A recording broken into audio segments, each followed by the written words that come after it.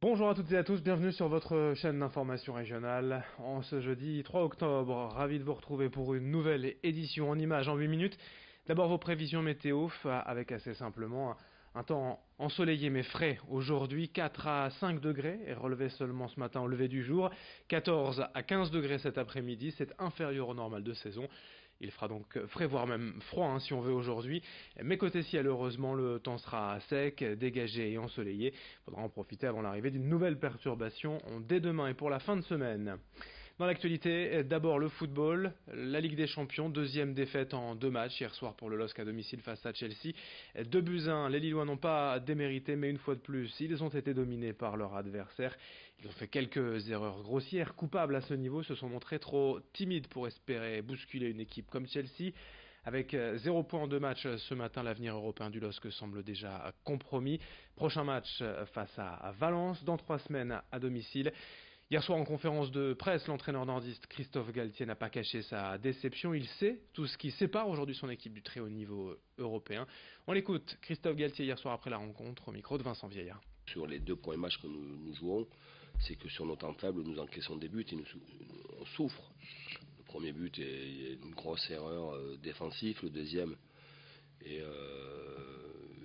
il y a un duel épaule contre épaule, c'est un joueur de Chelsea qui sort vainqueur, et puis après il y a un geste parfait de Williams qui, je lisais dernièrement, il a commencé à jouer en Champions League en 2013.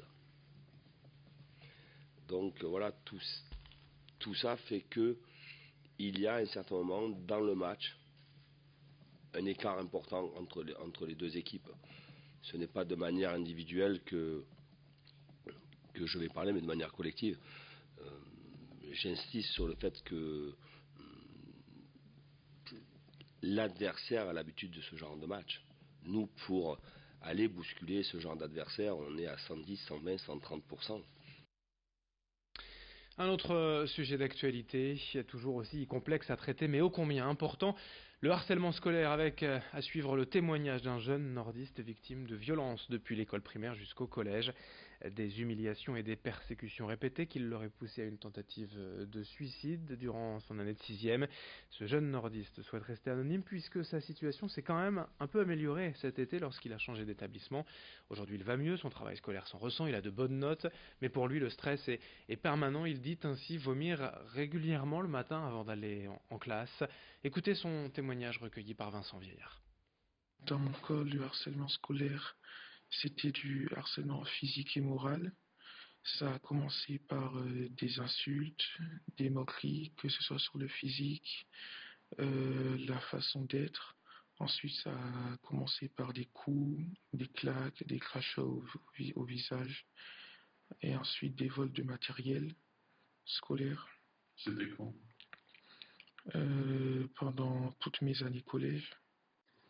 Aujourd'hui, je suis toujours frustré par rapport à ce qui s'est passé, avec un petit peu de soulagement dans le sens où là-bas, pour l'instant, ça se passe un peu mieux. Le stress est toujours présent, stress de ne pas faire tout bien comme il faut, le stress de se faire embêter ou revivre ce qui s'est passé comme avant.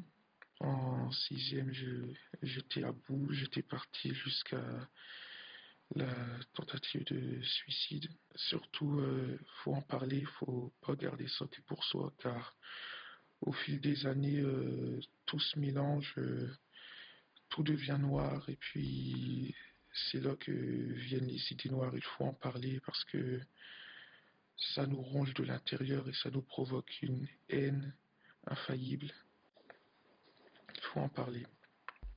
Alors bien sûr, ce témoignage, c'est avant tout pour faire passer un message. Si vous êtes dans le même cas que ce garçon ou quelqu'un dans sa situation, vous connaissez, la seule solution c'est d'en parler à un proche, un ami, un enseignant, surtout ne pas rester seul. Autre sujet d'actualité régionale, à Boulogne, une opération de déminage d'envergure est prévue ce dimanche.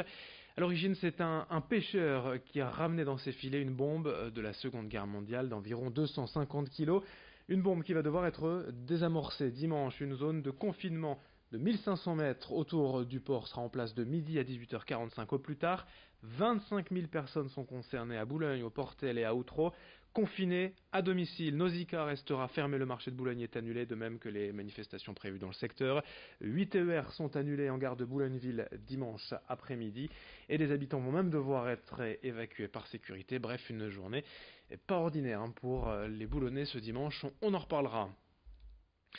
Dans cette édition régionale également, jusqu'au 12 octobre, sachez que le laboratoire Synlab, avec la collaboration de l'Institut Pasteur de Lille, mène une opération de dépistage des carences en vitamine D. Selon les études, près de 80% de la population présente aujourd'hui un manque de vitamine D et cette carence est aggravée dans la région en raison du manque d'ensoleillement. La vitamine D joue un rôle majeur pour notre santé, elle permet de fixer le calcium sur les os et de réduire les insuffisances cardiaques. Selon les études, elle pourrait aussi avoir des effets favorables pour la prévention de certains cancers. Un dépistage gratuit actuellement pour les habitants de la région. Explication complémentaire au micro de Rémi Desremeaux. Donc nous aujourd'hui on propose un dépistage afin d'évaluer le taux en vitamine D et de voir si il faut ou non supplémenter.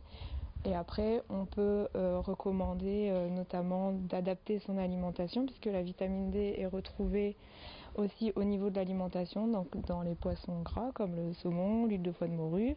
Ça représente seulement 10%, contrairement à l'apport au niveau de l'ensoleillement qui sera plus un apport de 80% des besoins en vitamine D. D'où l'importance et les recommandations d'essayer d'avoir des activités extérieures, de s'exposer au moins 30 minutes par jour au rayonnement solaire. Une dernière information concernant l'affaire de la panthère d'Armentières. La garde à vue du propriétaire a été prolongée hier. Il est soupçonné de trafic d'animaux, de détention illégale d'animaux non domestiques et d'actes de cruauté. L'enquête se poursuit pour déterminer exactement son rôle dans cette affaire. Fin de ce journal, à suivre dans un instant d'autres informations bien sûr près de chez vous, vos prévisions météo dans une poignée de secondes et dès le prochain quart d'heure une nouvelle édition. Très bonne journée à toutes et à tous.